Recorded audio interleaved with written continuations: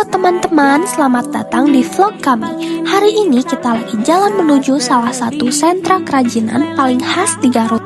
Namanya Kampung Batik yang terletak di Jalan Ciledug, Garut. Kampung Batik ini sudah ada puluhan tahun, tapi sampai sekarang masih menjadi favorit wisatawan untuk mencari oleh-oleh khas Garut. Nah, sekarang kami sedang berjalan menuju lokasi utama.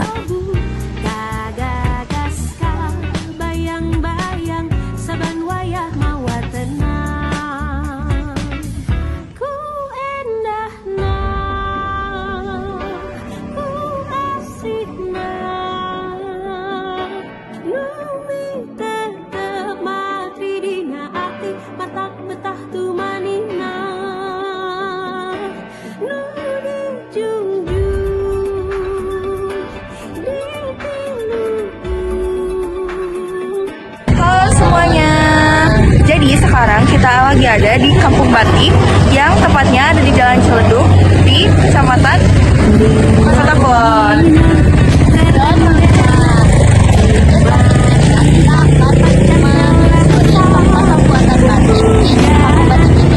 Ikuti terus, bye-bye. Urang mi cinta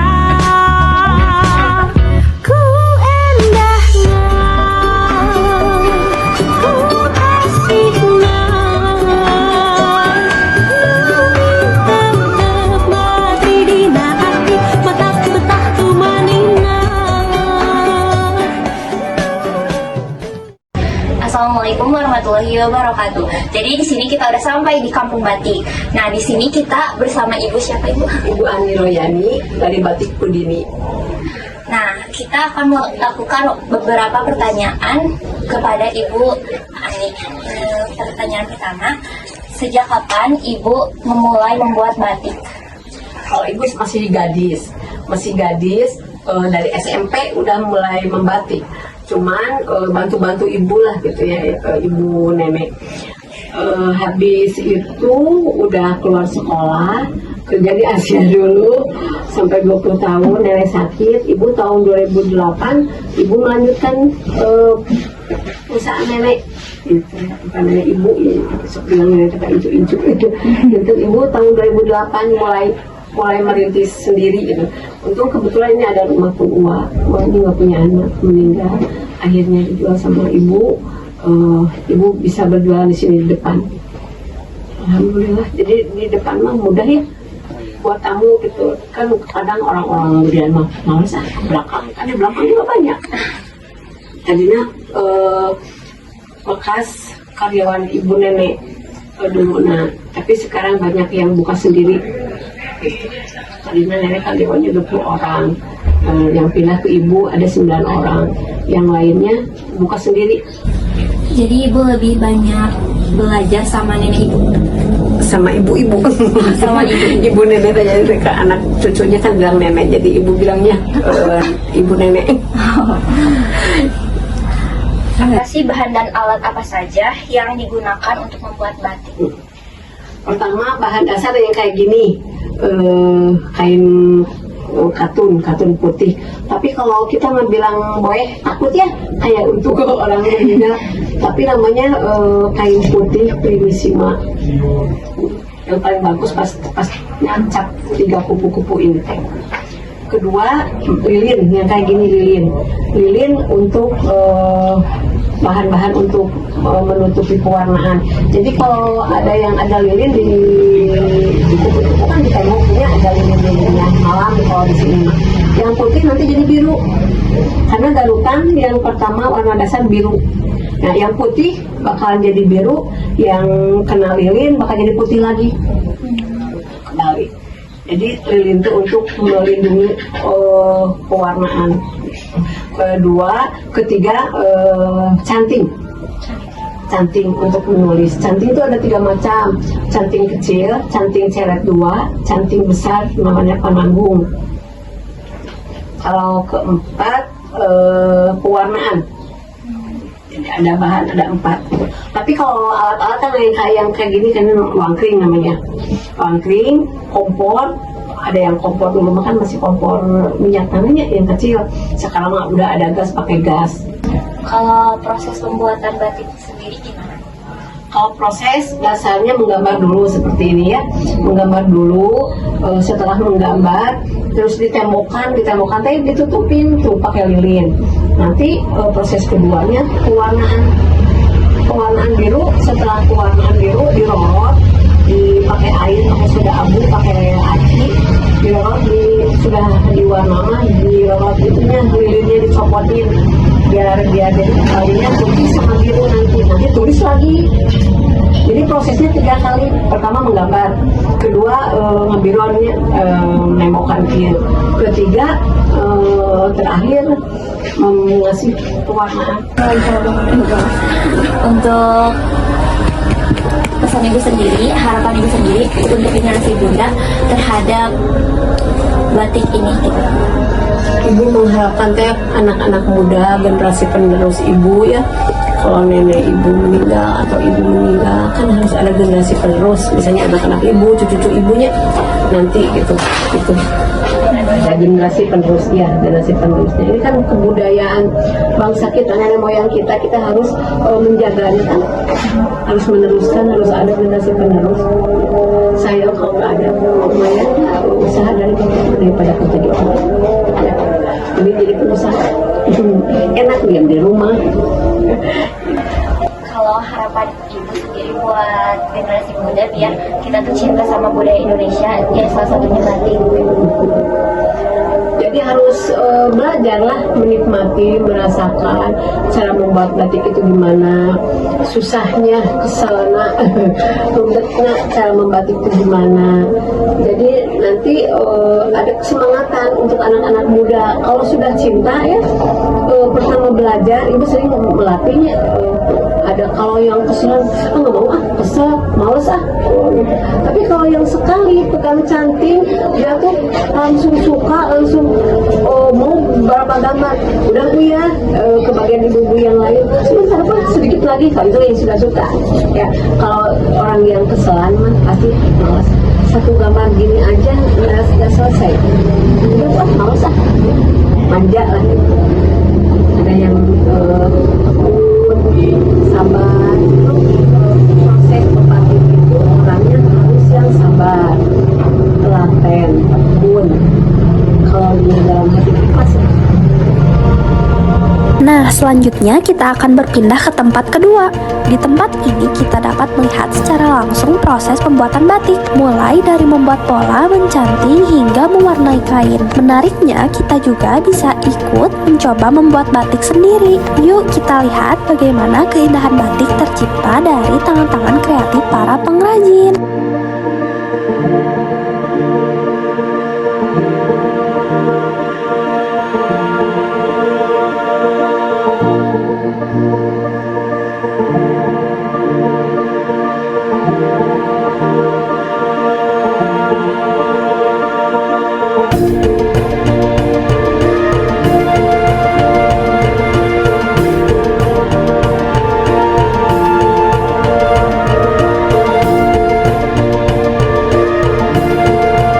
Assalamualaikum warahmatullahi wabarakatuh. Jadi sekarang di sini kita sedang bersama Ibu Kristi.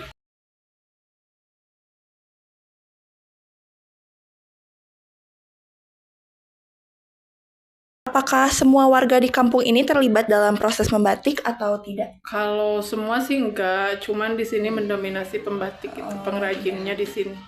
Banyak lah, lebih dari 30 orang. Terus sejak kapan kampung ini menjadi sentra batik Garut, Ibu? Kalau sentra batik baru di brandingnya tahun 2023. 2023 berarti baru ya? Iya, kalau di branding, kalau pengrajin sudah dari dulu. Oh, dari Kita sudah melakukan sesi wawancara dengan Ibu Kristi. Ibu, terima kasih atas waktunya. Telah meluangkan waktunya, terima kasih. Assalamualaikum warahmatullahi wabarakatuh.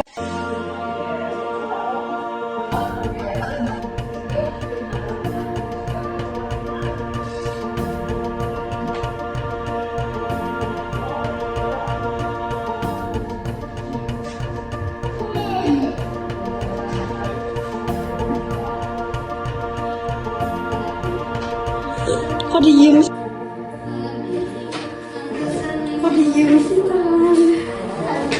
Jangan.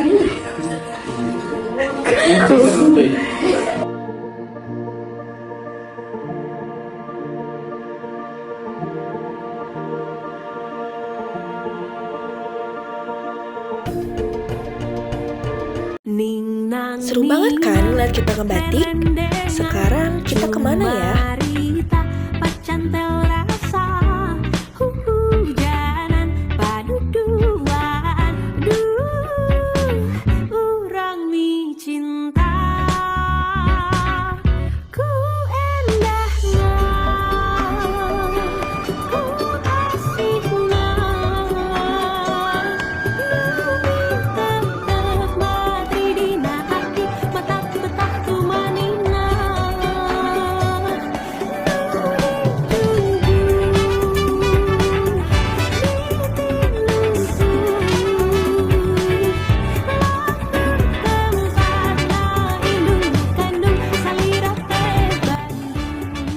Nah, sekarang kami sedang berada di Batik Tulis Garutan RM yang berlokasi di Jalan Papandayan nomor 54, Garut Kota, Jawa Barat. Di sini terdapat berbagai produk batik khas Garut seperti tas, pakaian, dan aksesoris dengan motif yang unik dan elegan.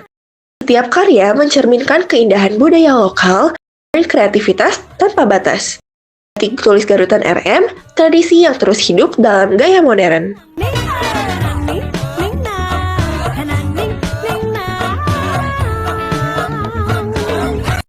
Sampai jadi orang ini si A gitu ya, ini yang pakai terus dia pegangnya gitu sampai selesai, kecuali dalam pewarnaan kata pewarna saya. Mungkin kita juga mengadakan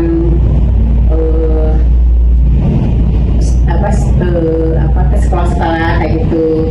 Ada dulu sih saya pernah di STM tuh,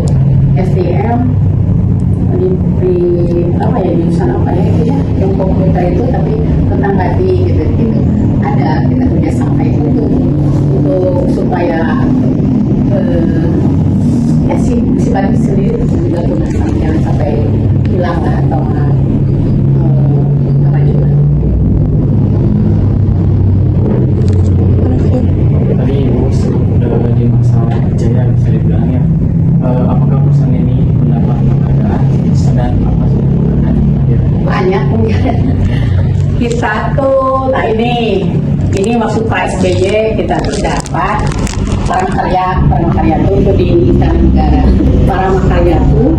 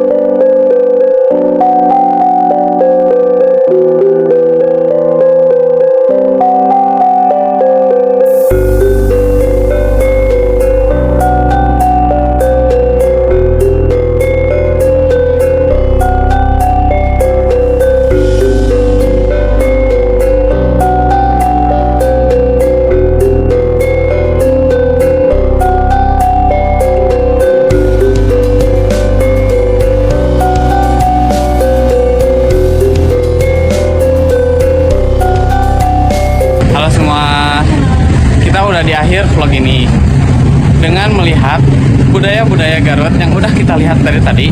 Dengan itu kita harus tetap melestarikan dan mencintai budaya yang kita punya. Mungkin vlog ini diakhiri dengan wassalamualaikum warahmatullahi wabarakatuh. Ninang rerendengan cumarita pacantel rasa hujanan paduduan urang mi cinta ku endahna ku asihna tetep mati dina hati mata betah tu manina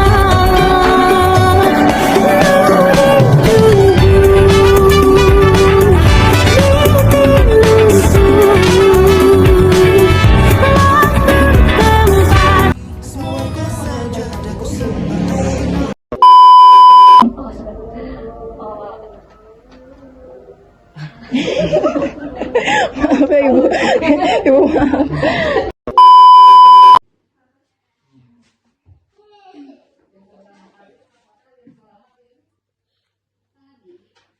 Kok diem? Apa? Closing.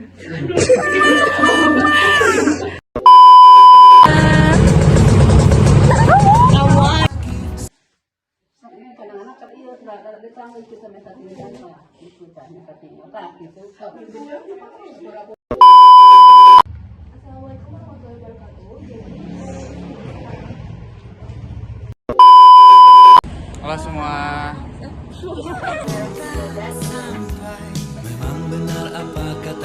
Tenang aja, gak apa-apa. Assalamualaikum aja. Kok diem?